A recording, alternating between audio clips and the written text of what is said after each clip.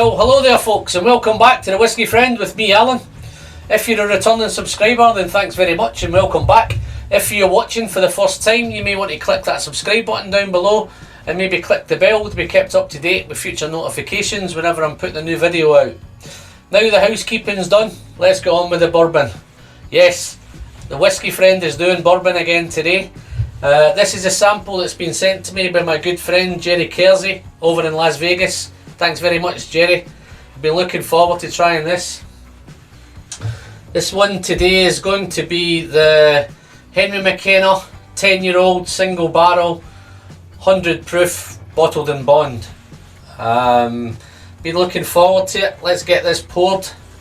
Let's get it into a glass and let's get it opened up. And I'll talk a little bit about bottled in bond. I'm sure you guys in America all know what it's all about, but some of the guys over here in the UK or maybe in Europe are maybe not up to speed with bottled in bond, so I'll try and give a little bit of knowledge on it. Just a quick one, this bottle, the 2018 San Francisco World Whiskey Festival won Best Bourbon, and in 2019 it actually swept the board and won Best Whiskey, Best Overall Whiskey, which I think is unusual for a bourbon to win it, but this did.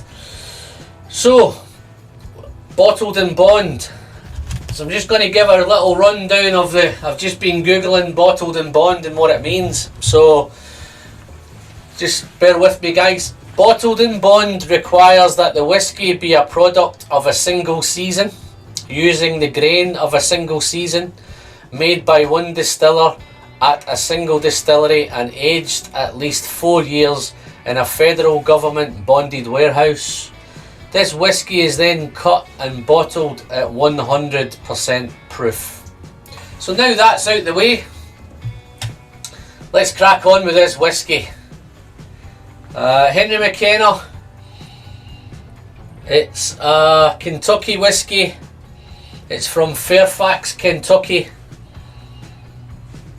Just a little bit, I've been trying to Google things. So on the nose guys, it is whiskey, 10-year-old. Wow, it's really fruity. I'm picking up some apples, some peaches. Yeah, it is quite peachy. You've got those usual caramel, that caramel sweetness, some cinnamon spice. I think that's typical of bourbon. I think most bourbons I've been trying, that caramel sweetness seems to be there.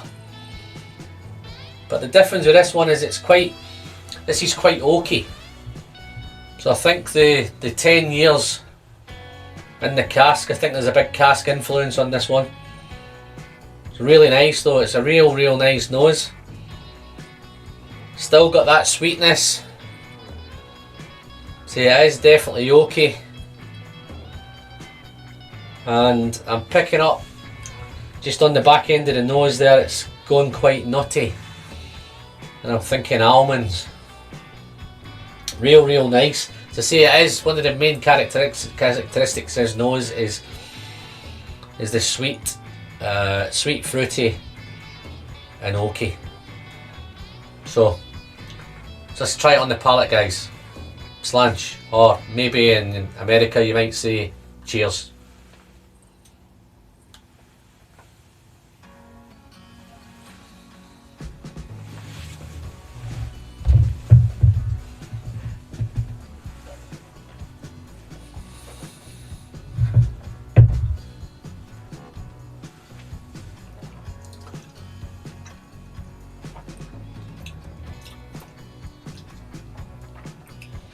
Well, let me just say guys, on that first sip, this is a nice bourbon. It's different to the other bourbons I've had. On the arrival, on that first sip, it started off really soft, but then after a few seconds, that intensity built It came from the flavour just came out of nowhere. It's oaky. There's that oaky dryness there. It's quite wood dominated. The fruit's definitely there. The apples and the peaches are definitely there.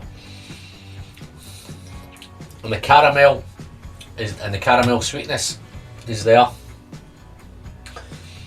Let me just try this. Let me try another sip of this.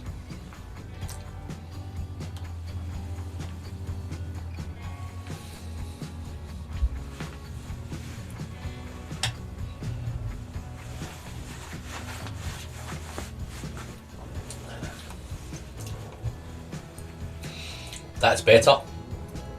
On the second sip, it's just a little bit less intense. It's every bit as nice. It's just a wee bit easier to drink after the second sip. That first sip was really, really intense. It's spicy, it's peppery, it's still oaky, it's still woody. 10 years is definitely given this a big advantage. It's definitely cask dominated. It's got a really nice spirit, so it's beautifully put together.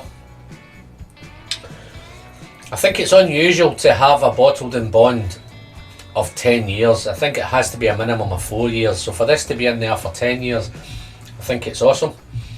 I don't think this, Jerry hasn't listed what cask it was or what bottle number this had.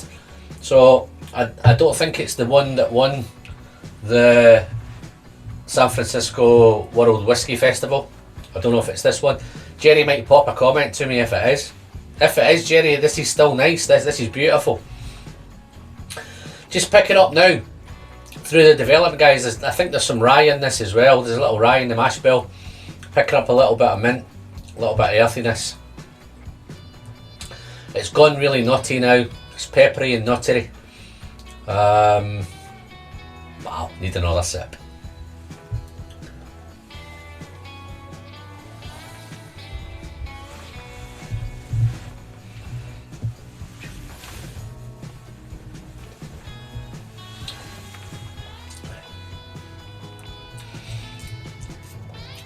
It's safe to say I like this. This is a nice bourbon. It's got lots going on. It's quite complex. I think originally this was a kind of $25 bottle of bourbon. I think that was before it won Best Bourbon in 2018. I think it then jumped up to the kind of $35 mark. Now that it's won the 2019 overall whiskey, I think it's harder to find. I'm believing it's harder to get a hold of now. As I say, it is a single cask, so there will be some batch variants. They will vary from cask to cask. So I don't know what the credibility is with that single cask winning. So it may put some pressure on that bottle, and people may be chasing it down or looking it through the secondary market. I think this is nice. If this is not that bottle, then this is still a fantastic bourbon. If all the casks are as good as this, then I'm sure any one of them you'd pick up a bottle and it'd be great. So I'm just going to do a little bit on the finish, guys. Super. I can definitely, on the nose now, I'm picking up that rye influence as well.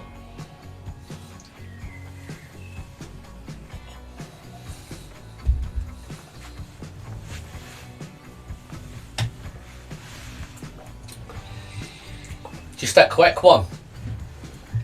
I have heard a lot about this famous Kentucky Hug. I think I'm having one now because it's getting me all over. The heat, the intensity, all the flavours. I think I'm just finding that I think I'm having a hug now. People will tell me if that is the hug or if it's not the hug, but there's something going on. I hope it's the hug. And it's the whiskey's not doing me in, but there you go. Finish. This is a long finish, guys. In fact, I'm going to just take a little sip of this again.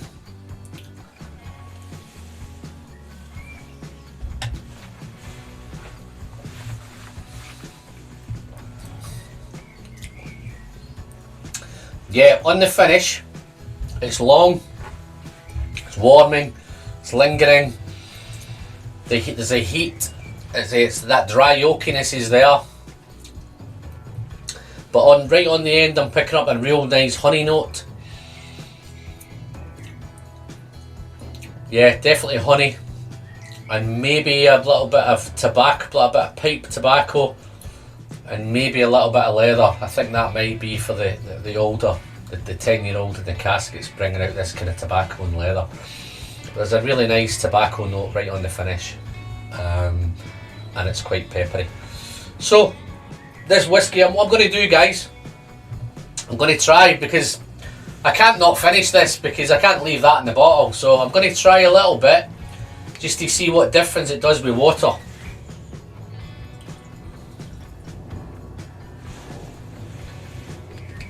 See what I actually like it as it is at the minute, but just purely out of research, let's try it with a touch of water. Just put a few drops in there if I can.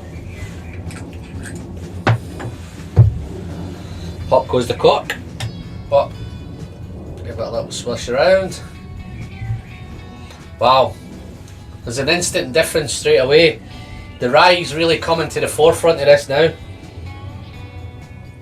Definitely smell the mintiness of the rye. It's still fruity, still sweet. The oak's kind of toned back a little bit. Let's see if it makes a difference to the palate. Cheers, guys.